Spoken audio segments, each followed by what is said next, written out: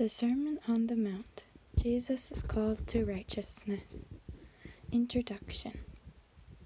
One day, as he saw the crowds gathering, Jesus went up on the mountainside and sat down. His disciples gathered around him, and he began to teach them.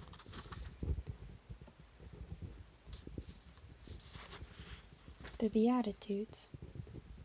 God blesses those who are poor and realize their need for him, for the kingdom of heaven is theirs.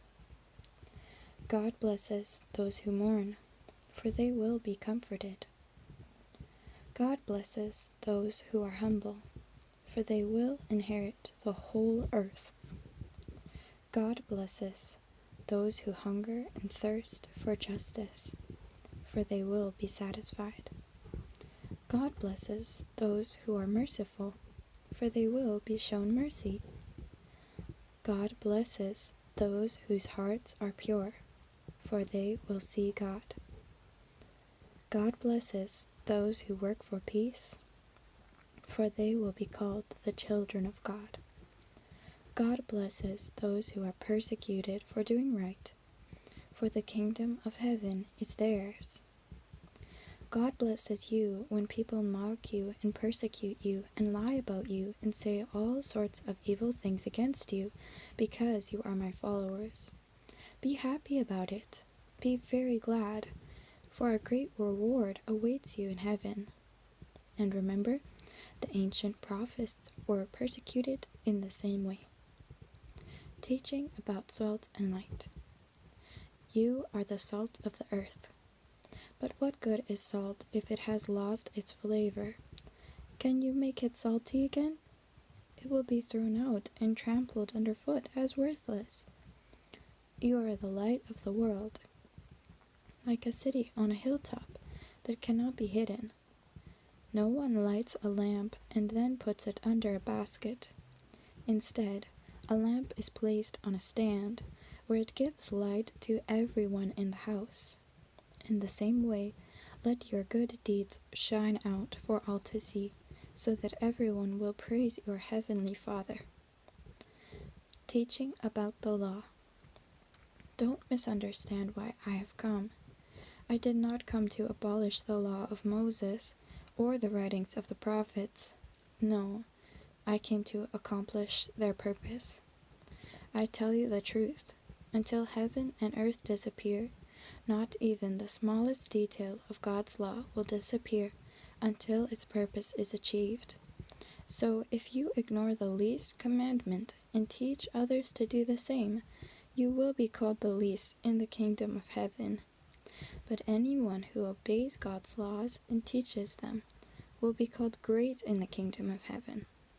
But I warn you, unless your righteousness is better than the righteousness of the teachers of religious law and the Pharisees, you will never enter the kingdom of heaven.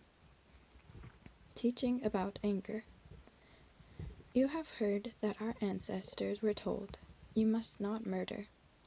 If you commit murder, you are subject to judgment.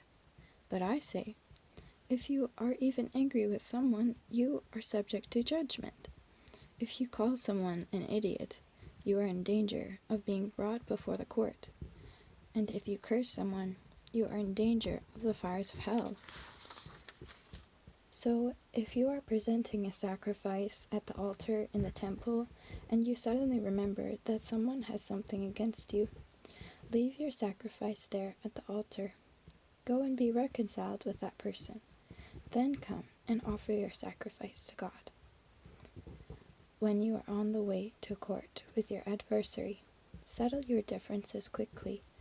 Otherwise, your accuser may hand you over to the judge, who will hand you over to an officer, and you will be thrown into prison. And if that happens, you surely won't be free again until you have paid the last penny. Teaching about adultery. You have heard the commandment that says, "You must not commit adultery." But I say, anyone who even looks at a woman with lust has already committed adultery with her in his heart. So if your eye, even your good eye, causes you to lust, gouge it out and throw it away. It is better for you to lose one part of your body than for your whole body to be thrown into hell. And if your hand, even your strong hand, causes you to sin, cut it off and throw it away. It is better for you to lose one part of your body than for your whole body to be thrown into hell. Teaching about divorce. You have heard the law that says a man can divorce his wife by merely giving her a written notice of divorce. But I say that a man who divorces his wife, unless she has been unfaithful, causes her to commit adultery, and anyone who marries a divorced woman also commits adultery. Teaching about vows. You have also heard that our ancestors were told, "You must not break your vows. You must carry out the vows you make to the Lord." But I say, do not make any vows. Do not say, "By heaven," because heaven is God's throne. And do not say, "By the earth," because the earth is his footstool. And do not say, "By Jerusalem," for Jerusalem is the city of the great king. Do not even say, "By my head," for you can't turn one hair white or black. Just say a simple, "Yes, I will," or "No, I won't." Anything beyond this is from the evil one. Teaching about revenge. You have heard the law that says the punishment must match the injury.